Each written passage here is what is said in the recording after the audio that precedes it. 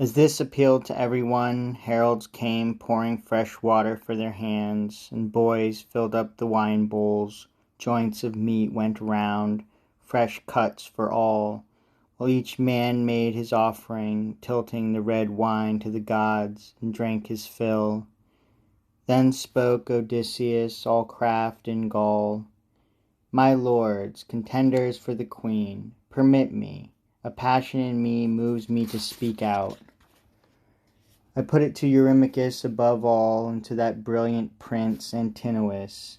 Just now how wise his counsel was, to leave the trial and turn your thoughts to the immortal gods.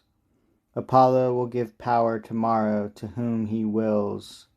But let me try my hand at the smooth bow.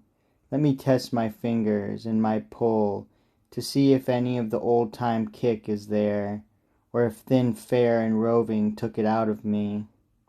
Now irritation beyond reason swept them all, since they were nagged by fear that he could string it. Antinous answered coldly and at length, You bleary vagabond, no rag of sense is left you. Are you not coddled here enough, at table taking meat with gentlemen, your betters, denied nothing and listening to our talk? When have we let a tramp hear all our talk? The sweet goad of wine has made you rave. Here is the evil wine can do to those who swig it down. Even the centaur, Eurytion, in Pirithous' hall, among the Lapithae, came to a bloody end because of wine. Wine ruined him, it crazed him, drove him wild for rape in that great house. The princes cornered him in fury, leaping on him to drag him out and crop his ears and nose. Drink had destroyed his mind, and so he ended in that mutilation. Fool that he was. Centaurs and men made war for this, but the drunkard first brought hurt upon himself. The tale applies to you. I promise you great trouble if you touch that bow. You'll come by no indulgence in our house. Kicked down into a ship's bilge, out to sea you go, and nothing saves you. Drink, but hold your tongue.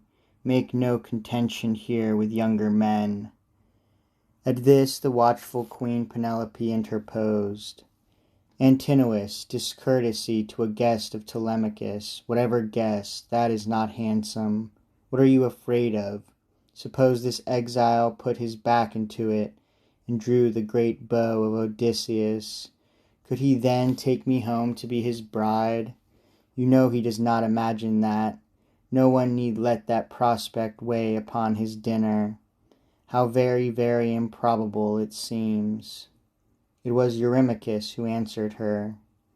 Penelope, O daughter of Icarios, most subtle queen, we are not given to fantasy.